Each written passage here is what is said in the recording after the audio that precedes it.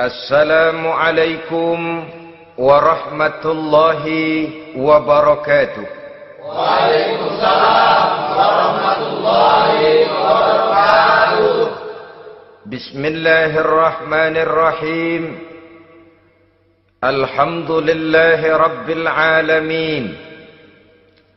Wal aqibatu lil muttaqin. Wala udwana illa 'alal zalimin. والصلاة والسلام على أشرف الأنبياء والمرسلين سيدنا ومولانا محمد وعلى آله وأصحابه المجاهدين الطاهرين أما بعد. Saudara-saudara kaum muslimin rahimakumullah. Salah satu kelebihan makhluk bernama manusia, yaitu bahwa Allah subhanahu wa ta'ala menghiasi hidup manusia ini dengan syahwat atau yang lazimnya kita sebut sebagai hawa nafsu. Inilah tenaga yang merupakan daya dorong yang melahirkan dinamika dalam kehidupan manusia, yang menyebabkan terus-menerus terjadinya perkembangan dalam sejarah peradaban dan kehidupan manusia. Hawa nafsu bisa melambungkan seseorang kepada puncak kejayaan, dan hawa nafsu dapat menenggelamkan seseorang ke dasar jurang kehancuran yang paling dalam. Pada surah Ali Imran ayat 14, Allah subhanahu wa ta'ala berfirman, A'udzu billahi minasy syaithanir rajim. Zuyyina lin-nasi hubbus syahawati minan nisa'i wal banin wal qanatiril muqantarati minadh dhahabi wal fiddah wal khaylil musawwamati wal an'ami wal harth. Dzalika mata'ul hayatid dunya. Wallahu indahu husnul ma'ab. Mari kita perhatikan ayat ini lebih dekat lagi. Allah subhanahu wa ta'ala menjelaskan, Zuyyina linnasi hubbus syahawat. Makhluk manusia itu dihiasi dengan hawa nafsu. Dengan kata lain, hawa nafsu adalah perhiasan. Manusia tanpa hawa nafsu sama saja dengan orang yang tidak berhias, monoton, tidak mempunyai perkembangan dalam gerak kehidupannya. Tetapi kalau hawa nafsu adalah perhiasan, maka jika kita berbicara soal perhiasan, ada dua hal yang harus menjadi catatan pokok. Pertama, kapan satu perhiasan boleh kita pakai? Yang kedua, di mana perhiasan itu harus kita pakai? Kalau saudara berdandan rapi, pakai sepatu dengan kaos kaki, celana, jas, pakai dasi segala macam, tapi itu saudara lakukan pada saat saudara akan pergi ke WC, maka saudara sudah memakai perhiasan tidak pada waktu yang tepat. Begitupun sebaliknya, kalau jam tangan saudara pakai di kaki, kopiah saudara pasang di kaki, lalu sepatu naik ke atas jidat, maka saudara memakai perhiasan tidak pada tempatnya yang tepat. Demikian juga sifat yang bernama nafsu. Kapan dia boleh diperturutkan, di mana dia boleh disalurkan, adalah tugas daripada agama untuk mengatur syahwat atau hawa nafsu. Lihatlah kehidupan malaikat. Malaikat makhluk yang diciptakan Allah tanpa hawa nafsu. Maka kehidupan malaikat monoton. Malaikat tidak mempunyai peradaban dan kebudayaan. Malaikat adalah makhluk yang secara instinktif diciptakan untuk berbakti, tidak punya alternatif atau pilihan lain. Saudara lihat, Ada malaikat yang sejak diciptakan diperintahkan untuk sujud, sujud saja sampai sekarang, enggak bangun-bangun. Ada malaikat yang sejak diciptakan diperintahkan untuk tasbih, tasbih saja, yang lain tidak. Ada malaikat yang sejak diciptakan diperintahkan mencabut nyawa, nyawa saja urusannya, yang lain tidak. Pekerjaannya monoton, tetapi memang karena tidak ada hawa nafsu, tidak ada kecenderungan malaikat untuk nyeleweng. Belum pernah kita dengar misalnya ada malaikat Jibril korupsi ayat. Ini kelihatannya ayat bagus ini, nggak usah disampaikan kepada bawahan Muhammad, dipakai sendiri saja. Tidak. Kita belum pernah dengar malaikat maut keliru mencabut nyawa orang yang belum waktunya modar. Belum pernah. Malaikat itu ibadun mukramun, la ya'sunallaha fima amarahum wa yaf'aluna ma yu'marun. Maka kehidupan malaikat adalah monoton. Dinamika tidak ada, peradaban dan kebudayaan juga tidak ada. Andai kata bumi dan seluruh isinya diserahkan kepada malaikat untuk mengisinya, barangkali saudara tidak akan pernah kenal jembatan Semanggi, saudara tidak akan pernah kenal Monas, gedung-gedung bertingkat, gedung-gedung pencakar langit. Semua yang menggerakkan itu adalah karena manusia mempunyai hawa nafsu. Nah, kemudian pada kalimat berikutnya Allah memberikan rincian. Apa nafsu kepada apa yang paling menonjol dalam kehidupan manusia itu? Pertama, minan nisa, hawa nafsu kepada perempuan. Ini tentu yang ditujukan laki-laki. Dimanapun saja makhluk bernama laki-laki, kalau dia normal, tidak impoten, mesti suka kepada perempuan. Itu wajar, bin pantas alias normal. Tetapi tadi saya katakan di awal, nafsu kepada perempuan adalah perhiasan. Kapan makainya, di mana makainya, itulah tugas agama memberikan tuntunan dan aturan. Saudara-saudara kaum muslimin rahimakumullah, nafsu kepada wanita dapat mengantarkan seseorang kepada puncak kejayaan, tapi nafsu kepada wanita bisa menenggelamkan seseorang ke jurang kehancuran. Bergantung kepada latar belakang apa yang mendorong timbulnya syahwat tadi.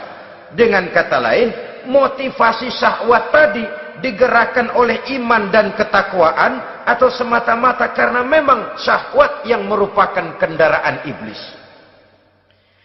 Penyelewengan pertama yang terjadi dalam sejarah kehidupan manusia adalah penyelewengan yang dilakukan oleh Nabi Adam alaihi salam pada saat ia memetik buah khuldi.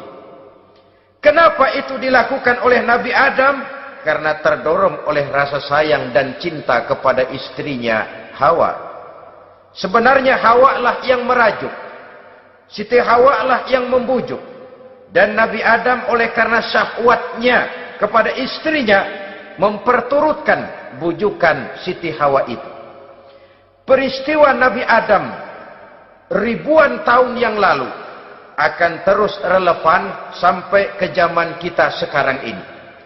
Berapa banyak orang-orang yang karena terlalu ingin menyenangkan istrinya, lalu tidak segan-segan melakukan perbuatan yang menyimpang, baik itu merugikan orang lain, merugikan masyarakat, bahkan merugikan bangsa dan negaranya.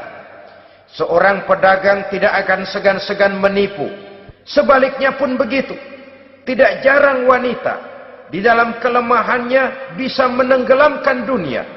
Seorang suami yang jujur, polos, lugu, sederhana bisa jadi koruptor ulung karena didorong-dorong oleh istrinya.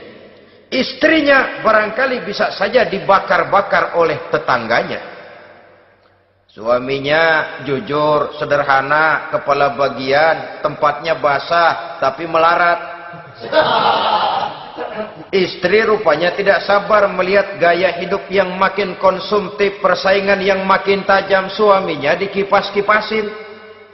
Kata istrinya, bang, tetangga sebelah kita lakinya pegawai kecil, bang, tapi gelangnya kayak pelek beca.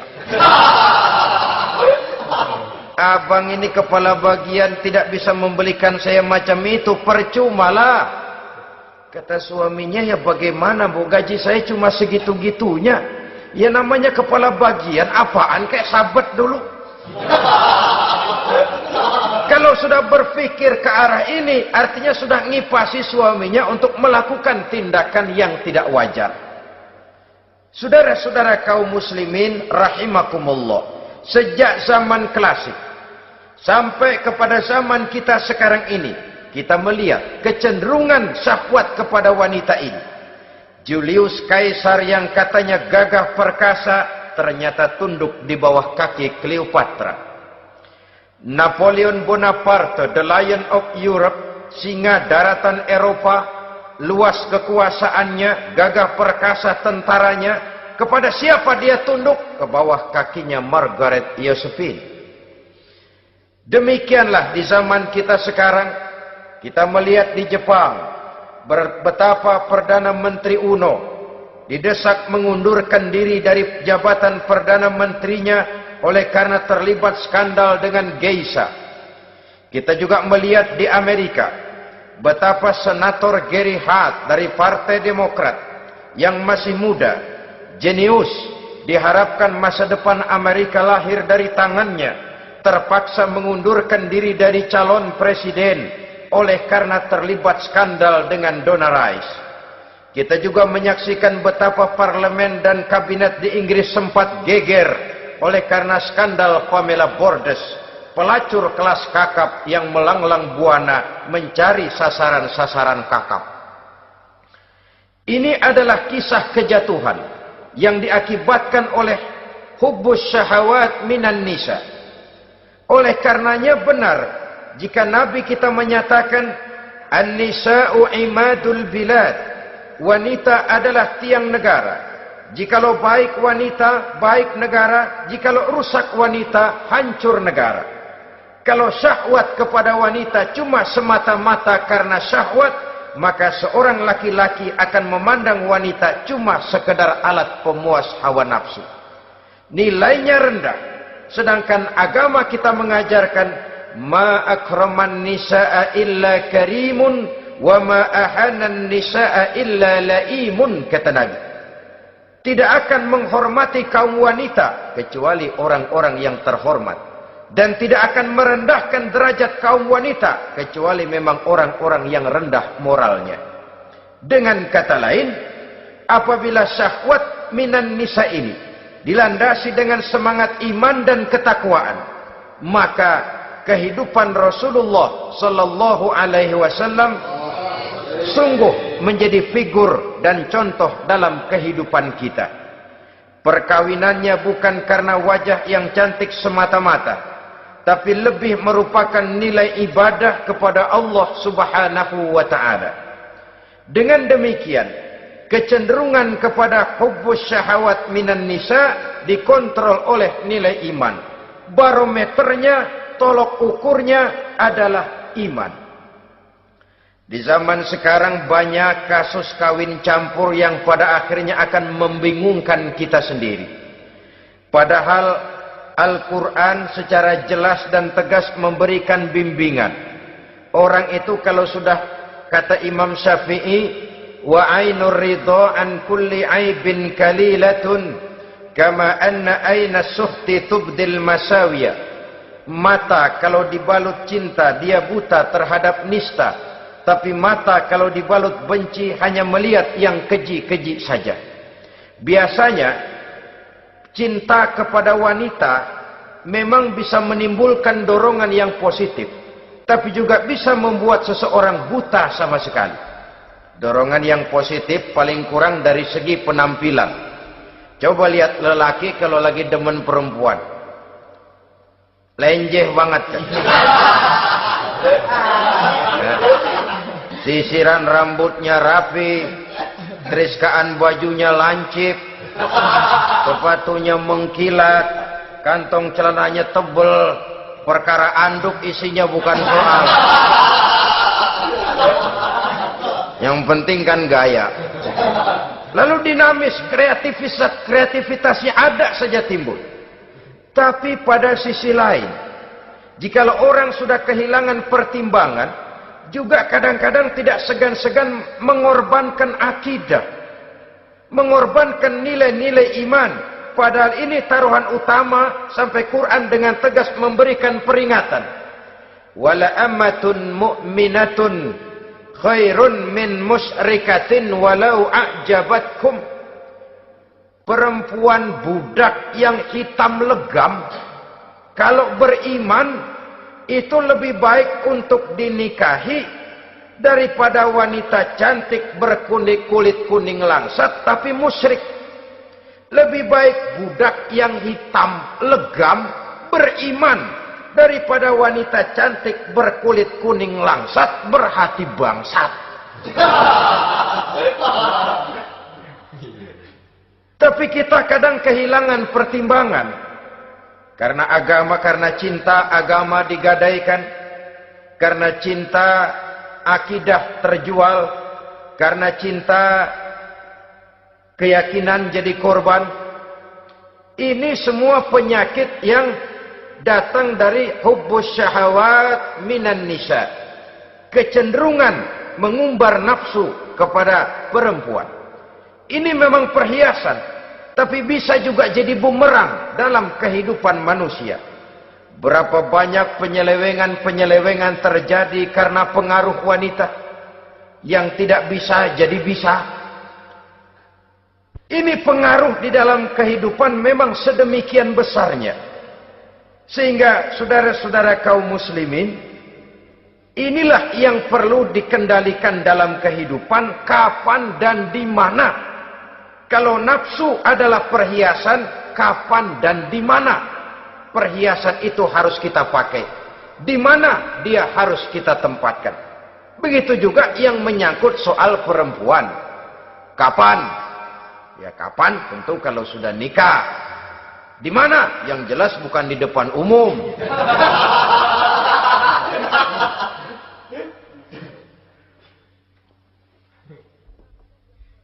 Ini nafsu yang pertama, minan nisa. Yang kedua, wal banin. Dihiasi juga manusia dengan kecintaan kepada banin. Makna banin di sini al-aulad, anak-anak laki.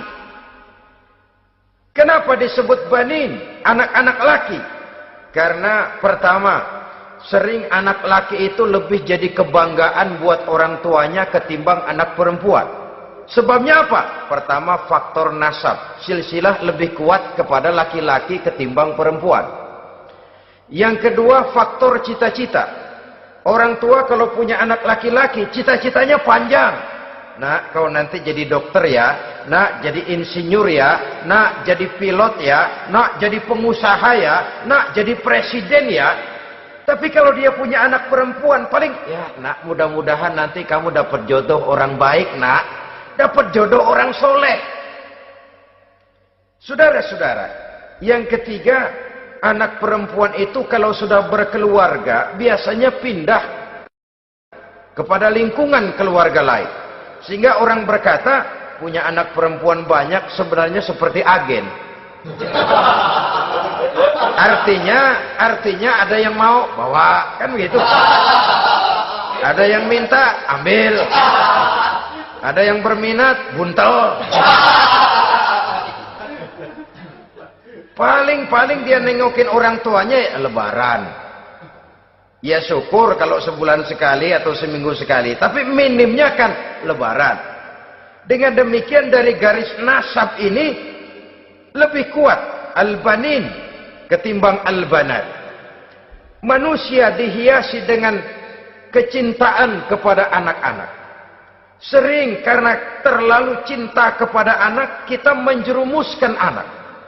Terlalu sayang kepada anak, segala maunya kita perturutkan tanpa kendali dan kendala.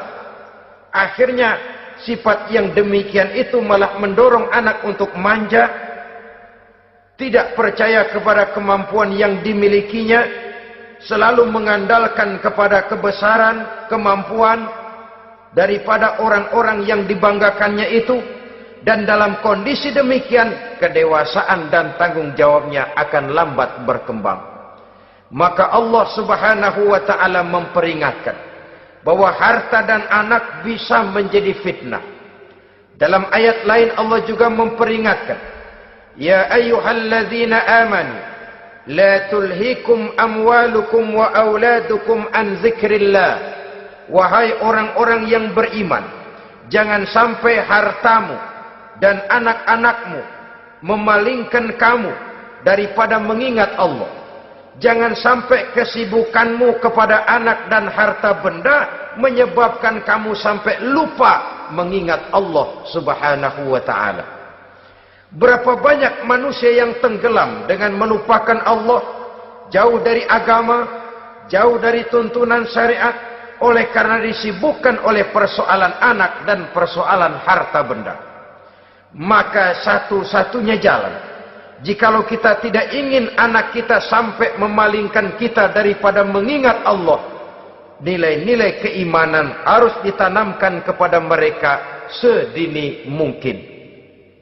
Dengan bekal ini, maka mereka, anak-anak kita, insya Allah tidak akan membuat kita orang-orang tua ini berpaling daripada mengingat Allah, berpaling daripada kehidupan beragama. Memang karena anaklah kita orang tua peras keringat banting tulang, pergi pagi pulang sore cari nafkah. Karena anaklah kita orang tua, kepala jadi kaki, kaki jadi kepala. Asal mereka bisa menikmati hari depan yang lebih baik dari yang kita nikmati sekarang ini. Tapi berapa banyak juga orang-orang tua yang tidak sadar akan amanah berupa anak ini. Mereka lalai, mereka bersikap masa bodoh, padahal tidak akan ada yang tidak dipertanggungjawabkan di hadapan Allah Subhanahu wa taala. Orang tua bisa mendapat pensiunan pahala kalau anaknya tumbuh menjadi anak yang soleh. Tetapi orang tua pun bisa saja masuk neraka karena anaknya menjadi anak yang kurang ajar dan orang tuanya sama sekali tidak pernah memberikan pendidikan yang sebagaimana mestinya. Saudara-saudara kaum muslimin rahimakumullah, kita tentu berharap memperoleh pensiunan pahala dan bukan mendapat tambahan dosa dari kekurang ajaran anak-anak kita akibat kita sebagai orang tuanya tidak pernah mau mendidik mereka. Dalam hadis ada diriwayatkan, ada anak kurang ajar, sembahyang tidak, puasa ibadah tidak, kenal Allah tidak, beriman pun tidak, dosa kelewat banyak, kejahatan berkarat. Di akhirat nanti disidang dia, ditanya, kamu kenal siapa Tuhanmu? Tidak. Kamu tahu siapa nabimu? Tidak. Kitab sucimu apa? Tidak tahu. Kiblatmu di mana? Tidak ada. Kamu sholat? Tidak pernah. Kamu puasa? Tidak pernah. Wah, kalau begitu kamu rusak sekali, kamu neraka. Anak ini mengajukan protes. Saya menuntut keadilan. Benar saya tidak kenal siapa Tuhan saya. Saya tidak tahu apa kitab suci saya. Saya tidak pernah mendirikan sholat. Tidak pernah melaksanakan puasa. Pendeknya tidak ibadah dan tidak iman. Tapi semua itu terjadi. Sebab-sebabnya tidak lain karena orang tua saya tidak pernah mendidik dan mengajarkan saya. Orang tua saya tidak pernah mengarahkan saya ke jalan itu. Sampailah saya seperti keadaan yang sekarang ini. Orang tua saya enak-enakan ngaji, saya teler diantepin aja. Orang tua saya memegang kitab, saya megang botol. Dia tahu, dia diam saja. Dia tahu dan dia tidak memberikan peringatan. Karena orang tua saya lah, maka saya jadi seperti sekarang ini. Kalau saya harus masuk ke dalam neraka, Saya menuntut keadilan agar orang tua saya juga ikut bersama saya gabung ke dalam neraka. Orang tuanya yang baik-baik dipanggil. Sudah mau berangkat ke surga nih orang tua, dipanggil. Ntar dulu mas, ini dulu. Mau kemana, kancang banget? Surga pak. Nanti dulu, urusan belum beres. Ini benar anakmu ini. Dilihat anaknya. Iya anak saya ini. Waktu di dunia nggak pernah diajarin ngaji, nggak pernah. Sampai dia nggak kenal Tuhannya, nggak kenal nabinya, nggak kenal kiblatnya, nggak kenal kitabnya. Iya. Dia sembahyang, kamu dia nggak sholat, kamu diemin aja. Iya kali. Kenapa pakai kali? Yang benar ngomong. Ramadan dia nggak puasa, kamu nggak tegur, kamu diam saja. Iya. Wah, kamu nggak tanggung jawab. Kamu tahu anak itu adalah amanah. Menyia-nyiakan amanah adalah khianat. Khianat adalah dosa besar. Jadi bagaimana saya? Ya kamu gabung sama anakmu, join ke neraka berdua bareng. Lantaran kamu tidak mau mendidik mereka, anak-anakmu, maka jadilah anak-anakmu seperti sekarang ini. Saudara-saudara kaum muslimin rahimakumullah.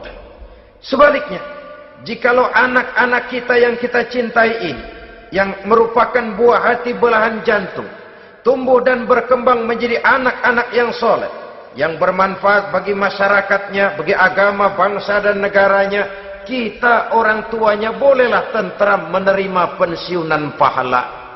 Menerima pensiunan pahala dari kesolehan anak yang ditinggalkannya. Alangkah nikmatnya mendapat pensiunan pahala. Terbaring kita di bawah pohon kemboja, nilai kebaikan kita dikenal orang, nama kita akan tetap hidup. Oleh karena kita meninggalkan anak-anak yang tumbuh menjadi generasi yang soleh, bukan anak yang salah. Oleh karenanya, kecintaan kepada anak jangan sampai membuat kita lalai dari mengarahkan mereka kepada kehidupan beragama.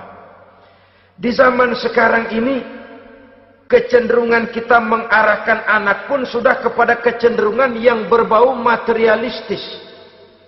Maka yang ramai bagaimana anak bisa mengejar program MBA, Master of Business Administration, supaya keluar bisa jadi manajer. Bagaimana anak lalu kursus komputer, supaya keluar menjadi tenaga yang canggih di bidang komputer. Ya, kalau dia perempuan cantik, bagaimana dia bisa masuk Akademi Sekretaris and Management, supaya bisa jadi sekretaris.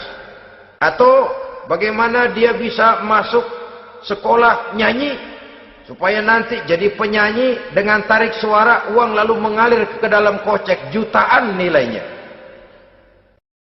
Maka yang ramai pun hal-hal yang semacam itu. Dalam pada itu, pengajian, kursus-kursus keagamaan, studi-studi klub yang membicarakan masalah-masalah agama, ramainya kadang-kadang kalau bulan Ramadan, dianggap training center. Ya lumayan, daripada tidak sama sekali mah lumayan. Tapi dengan demikian ini kan merupakan bagian terpokok dari kehidupan manusia. Alangkah idealnya jika dia mengantongi gelar MBA, Master of Business Administration, tapi punya nilai iman yang tangguh, ahli komputer tapi punya keyakinan beragama yang mantap. Saudara-saudara kaum muslimin rahimakumullah, kecintaan kepada anak-anak sering mendorong seseorang untuk menimbulkan sifat nepotisme. Segalanya serba garis keturunan. Sejak ia jalur birokrasi sampai ke dalam kehidupan sehari-hari, nepotisme ini bisa terlihat. Orang kehilangan kondisi objektivitasnya. Mampu atau tidak soal lain, bidangnya atau tidak bukan soal. Yang penting masih ada hubungan keturunan. maka timbullah tumpang tindih untuk sesuatu pekerjaan yang tidak sesuai dengan kemampuan dan keahliannya. Di desa-desa kita melihat masjid, ketua masjid bapaknya, bendahara anaknya, sekretaris mantunya, Bilal besannya, kulbeduk engkongnya. Pokoknya asal masih ada garis keturunan, masuk, tidak, minggir. Ini pada akhirnya kurang menciptakan pemerataan kesempatan. Iyalah kalau profesinya, tapi kan jarang yang demikian itu. Kita boleh cinta kepada anak-anak kita, tapi jangan lalu mempergunakan posisi yang kebetulan kita gunakan untuk menempatkan anak-anak kita lebih dari kemampuan yang mereka miliki.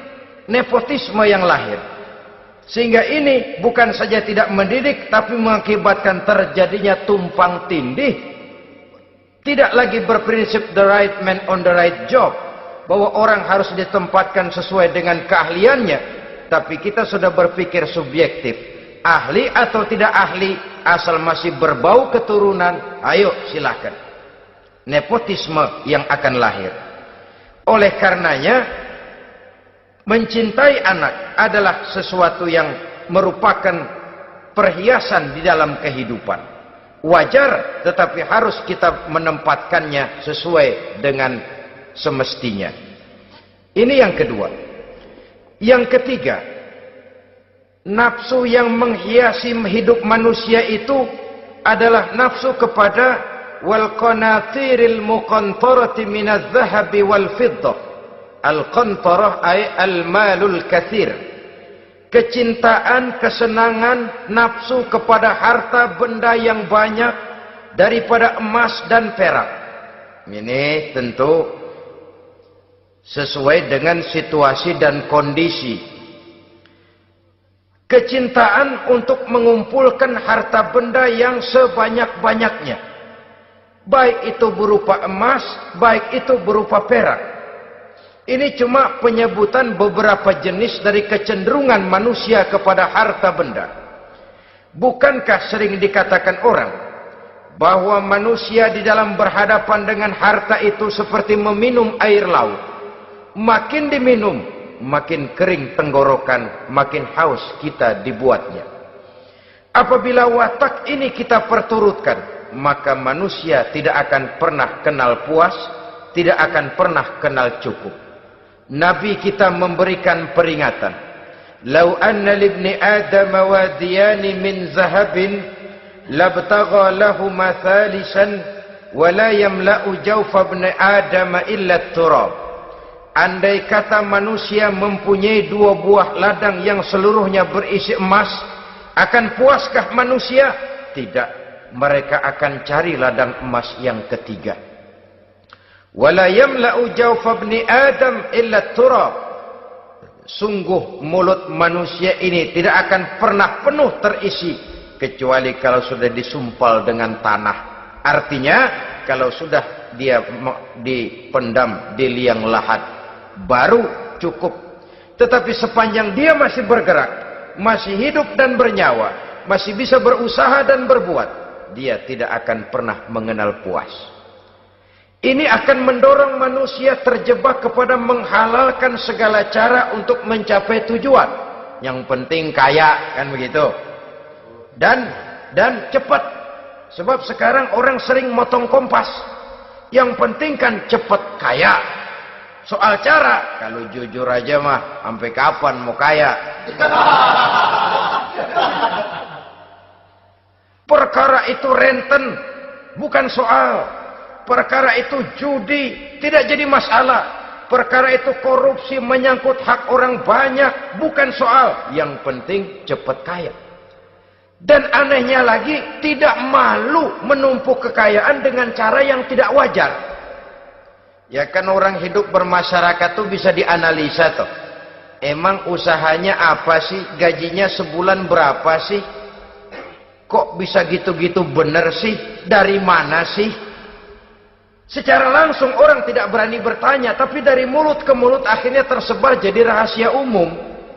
Si Ano kan punya ano, dia ano, anonya seano.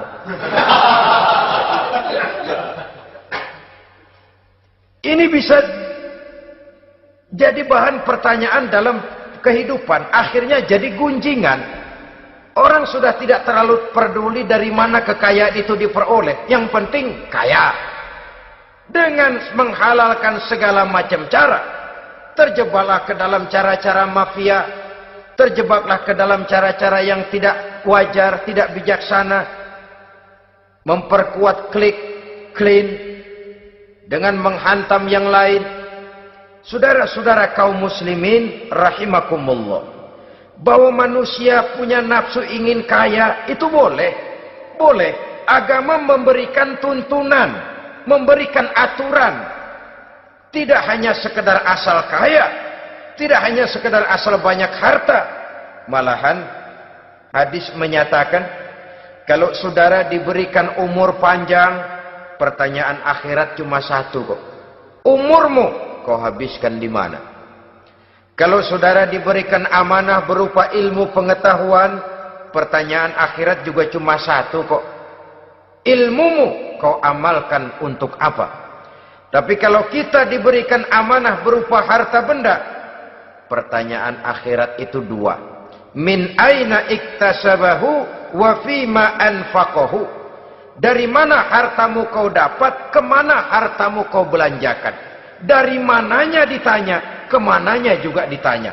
Depan belakang ditanya.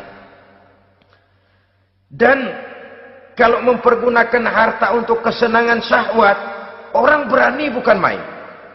Tapi kalau untuk kepentingan agama, yang hakikatnya untuk kepentingan dirinya sendiri, berat seperti nyabut bambu dari ujung. Orang kalau menyumbang masjid 100.000, itu kan zohirnya memberikan panitia masjid.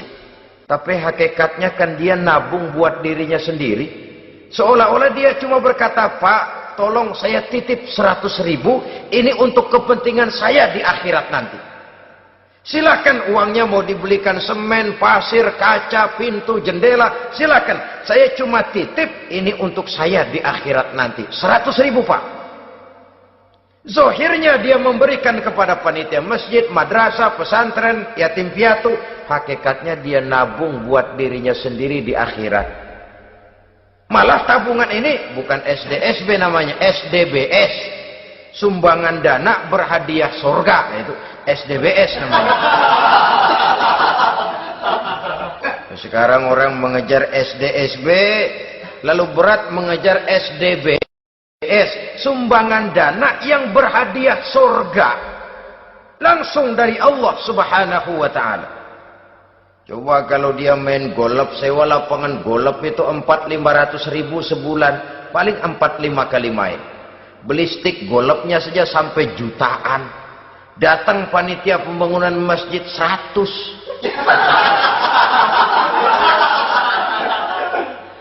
Minta didoain masuk surga lagi. Surga 100.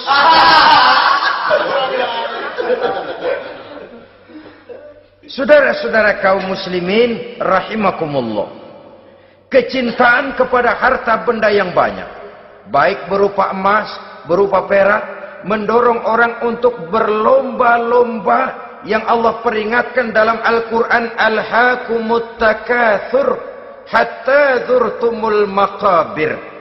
Kamu telah lalai akibat kamu berlomba-lomba memperbanyak materi dunia. Hatta zurtumul maqabir, sampai kamu dekat masuk ke liang kubur, baru rupanya sadar bahwa perlombaan ini tidak akan pernah sampai ke garis finish. Betapapun jauhnya rally Paris-Dakar, garis finishnya ada. Betapapun hebatnya medan yang ditempuh, buasnya gurun pasir Afrika, garis finishnya pasti ada. Itu kan rally yang terbuas di dunia katanya, Paris-Dakar. Tapi garis finishnya ada. Namun jikalau kita berlomba memperbanyak harta, kita tidak akan pernah sampai ke garis finish. Yang kecil-kecilan aja dah. Kalau orang ditanya, kamu kenapa sih belum mau sembahyang? Ya bagaimana mau sembahyang Pak, tinggal di Jakarta masih kontrak. Saban habis tahun diubur-ubur yang punya rumah. Kalau punya rumah sendiri walaupun kecil-kecilan saya mau ibadah Pak. Ya, diberikan rezeki oleh Allah bisa bikin rumah walaupun kecil-kecilan. Belum juga mau sembahyang. Kok belum juga sembahyang? Iya Pak, rumah emang udah punya sendiri, cuman kecil Pak. Atasnya atap, kalau hujan aja bocor.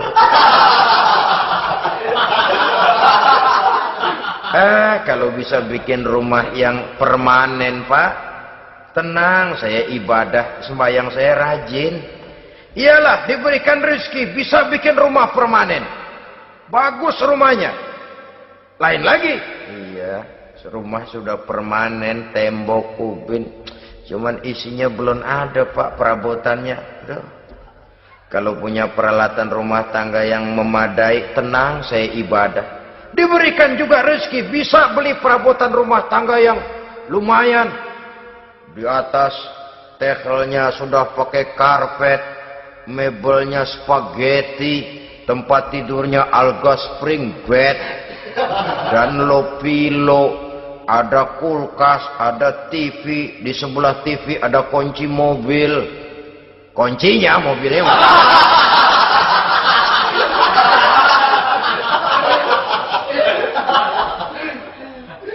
Bagaimana? Sekarang sudah cukup perabotan? Perabotan sudah ada Pak, cuman kendaraan belum punya ini. Kemana-mana masih ngukur jalanan aja. Kalau punya kendaraan enak, kemana-mana cepet Pak, mau ke masjid juga getap dah, rajin. Diberikan rezeki, bisa beli kendaraan. Lain lagi nanti. Sudah punya sepeda, pengen punya motor, kepengen punya mobil, kepengen punya pesawat terbang, pengen punya kapal induk. Sudah punya kebun, pengen beli sawah, sudah punya sawah, pengen punya gunung, sudah punya gunung, laut diborong.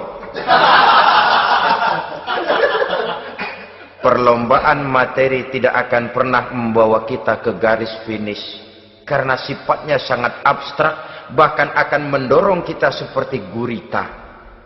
Cenderung kepada penyakit tamak bin rakus alias serakah. Dengan demikian saudara-saudara, bahwa kecintaan kepada harta merupakan nafsu, dan nafsu itu adalah perhiasan, dia bisa menjadi daya dorong positif. Kalau dalam upaya memperoleh harta itu kita tidak akan keluar dari tujuan keridhaan Allah. Saya cari nafkah, tapi yang Allah ridho. Saya ingin kaya, tapi dengan cara yang Allah ridho. Ini kunci yang akan menyelamatkan kita manusia dari perangkap menghalalkan segala cara. Ini yang ketiga. Yang keempat, dihiasi manusia itu dengan nafsu kepada wal khailil musawwamah. Kuda yang bagus, kendaraan yang bagus, kuda yang terpelihara. Al-musawwamah ada yang mentafsirkan ar-ra'iyah. Ar-ra'iyah itu yang digembalai. Binatang ternak, kuda yang digembalai atau kuda yang diikat. Artinya, kalau dulu kan yang namanya tuan-tuan tanah itu baru dibilang bejeger kalau kemana-mana naik kuda. Jet set zaman dulu itu udah kelompok jet set itu kendaraan. Kalau sekarang baby benda, dulu mah kuda band.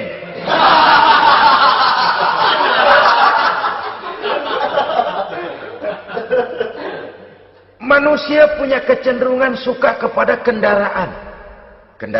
Apalagi di zaman sekarang ini, wah, iklan-iklan itu kan sangat menggoda kita. Melayani segala macam bentuk penjualan. Nah, ini lalu terangsang biar duit cekak. Kalau udah ngebaca itu, wah, berani banget dah. Tahu duit nggak mungkin cukup, tapi begitu baca melayani segala macam bentuk penjualan dengan fasilitas ringan. Nah, jadi dah. Jadi juga punya mobil, jadi dah. Perkara utang itu bakal nyekek leher, bukan soal. Kasihan saudara-saudara kita di daerah-daerah yang terjebak kepada iklan-iklan merangsang yang akhirnya di luar kemampuan. Sehingga terjebak pada saat dia harus mengembalikan kredit, dia tidak mampu, barang disita, uang hangus, nyengir deh. Bekipas sembari tahlil. Habis arang besi binasa. Bahwa kita menginginkan kendaraan yang serba baik, silahkan. Tiap akhir tahun ganti merek, keluar yang baru, ganti lagi. Itu kalau orang yang mampu. Buat kita yang tidak mampu, kenapa tidak bersyukur melihat yang lebih rendah di bawah kita? Alhamdulillah kita punya mobil, tangga kita cuma punya motor. Yang punya motor, syukur kita punya motor bisa rada cepetan. Tangga sebelah punya sepeda, mana-mana kekejek mulu. Yang punya sepeda, alhamdulillah punya sepeda. Tangga sebelah kemana-mana jalan kaki.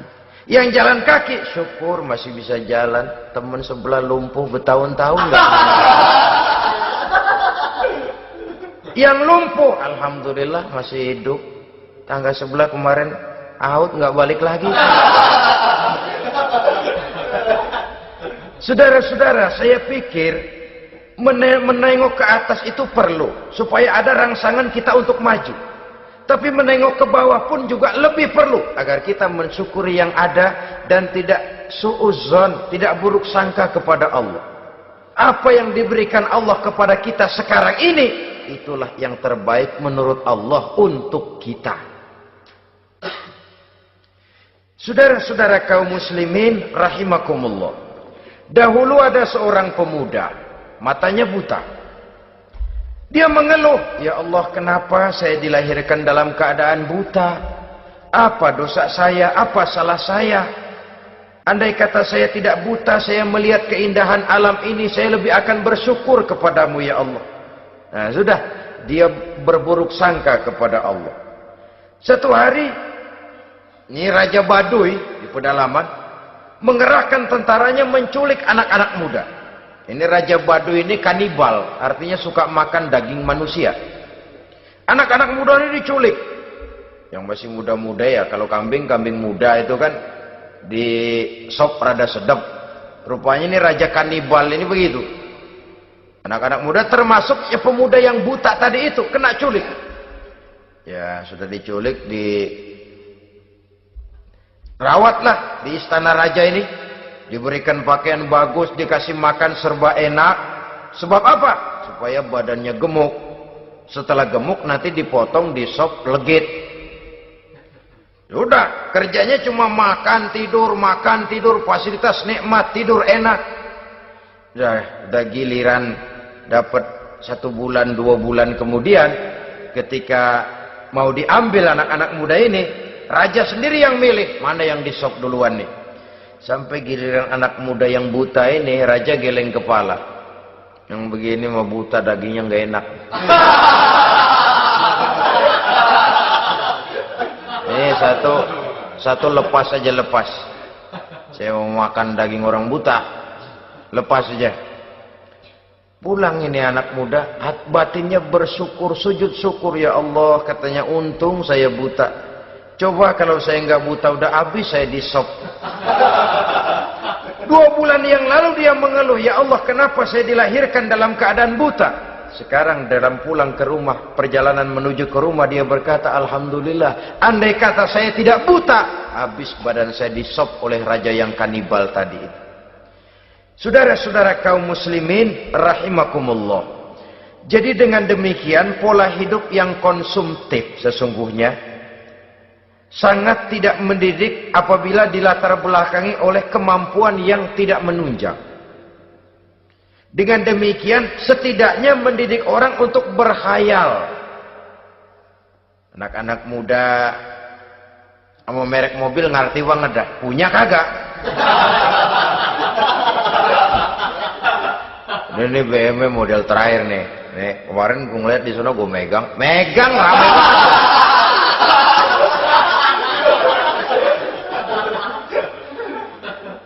Tulul amal ini kalau tidak diimbangi dengan saluran yang positif, dia akan terjebak kepada penyakit tulul amal, panjang angan-angan. Baiklah ya, wal khailil musawwamah. Yang keempat, yang kelima maksud saya, wal an'am, cinta kepada binatang ternak. Manusia ini kan punya kecenderungan macam-macam. Setelah rumahnya bagus, hartanya banyak, kendaraannya cukup, ingin beternak. Jadilah peternak. Ini kecenderungan manusia, wajar saja sepanjang didapat dan dilakukan dengan cara-cara yang wajar. Wal hars, dan tumbuh-tumbuhan, bertani, bersawah, berladang, itu merupakan kecenderungan daripada manusia. Keseluruhan itu kata Allah, kecintaan kepada wanita, kepada anak, kepada harta benda, kepada kendaraan, kepada binatang ternak, kepada tumbuh-tumbuhan, dzalika, semua itu mata'ul hayatid dunya, merupakan kesenangan hidup dunia. Berapa lama kesenangan hidup dunia? Sebentar, seumur manusia. Seumur manusia. Bahkan kadang-kadang pada saat dia masih hidup pun orang tidak sepenuhnya sempat menikmati kesenangan hidup dunia. Apabila ajal datang, selesailah kehidupan dunia sampai di situ. Orang-orang kafir, buat mereka surganya di dunia ini. Bila kehidupan di dunia selesai, selesailah sudah surganya sampai di situ. Kesemua itu, janji kata Allah, merupakan kesenangan daripada kehidupan di dunia. Wallahu indahu husnul ma'ab, dan Allah mempunyai tempat kembali yang sangat baik. Nah, setelah Allah menjelaskan semua itu, pada ayat yang ke-15 Allah memberikan jalan keluarnya. Memperturutkan nafsu kepada wanita, anak-anak, harta benda, kendaraan, binatang ternak. Bijaksanakah itu? Dalam ayat ke-15 surah Ali Imran ini Allah memberikan penjelasan tuntas. Qul a'unabbi'ukum bi khairim min zalikum. Katakan kepada mereka Muhammad, maukah kamu aku beri kabar yang lebih baik dari semua itu? Lebih baik daripada kesenanganmu kepada wanita, kepada anak-anak, kepada harta benda, kepada kendaraan dan sebagainya. Mau kamu aku beritahu yang lebih baik daripada semua itu? Jawaban tentu mau. Kalimatnya bukan ukhbirukum, a'unabbi'ukum. An-naba itu berita yang besar. Lain dengan al-khabar, itu berita biasa saja. An-naba, sehingga pembawa berita disebut nabi. Dari naba yanbi, pembawa berita yang benar. A'unabbi'ukum, maukah kau aku tunjukkan kepada satu berita yang benar-benar besar dan benar-benar lebih baik dari yang semua disebutkan tadi. Apa jalan keluarnya? Lillazina taqaw 'inda rabbihim jannatun tajri min tahtihal anhar. Bagi orang-orang yang bertakwa kepada Allah, mereka akan mendapatkan surga yang di bawahnya mengalir sungai. Khalidina fiha, mereka akan kekal di dalamnya. Wa azwajun mutahharah, dan mereka mendapat istri-istri yang suci. Waridwanum minallah, dan keridhaan daripada Allah subhanahu wa ta'ala. Kalau kamu hai orang-orang yang beriman, kalau kamu hai manusia menyangka bahwa nafsu kepada wanita, anak-anak, mengumpulkan harta benda, kendaraan yang menarik, binatang ternak dan tumbuh-tumbuhan itulah yang lebih baik untuk kesenangan dunia, memang itu kesenangan dunia. Tapi nih, seolah-olah kata Allah, nih, saya kasih tahu kamu, aku beritahu yang lebih baik dari semua itu. Apa? Takwa kepada Allah. Kecintaan kepada wanita. Kalau takwa dasarnya, orang nggak amburadul, nggak semrawut, nggak pokoknya gue asal perempuan dan membuat terus. Tapi punya kaidah, punya norma. Demikian juga kepada anak-anaknya. Demikian juga kepada harta benda. Pokoknya asal harta, mau halal mau haram, tekuk terus saja.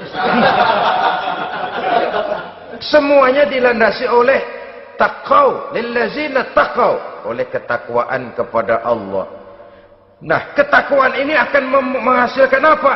Inda rabbihim jannatun tajri min tahtihal anhar. Melahirkan, menghasilkan surga yang di bawahnya mengalir sungai-sungai. Saudara-saudara kaum muslimin rahimakumullah, jika kita menyangka bahwa wanita bisa memberikan kesenangan, iya, kesenangan dunia. Jika kita menyangka bahwa harta benda bisa memberikan kesenangan, iya, kesenangan dunia.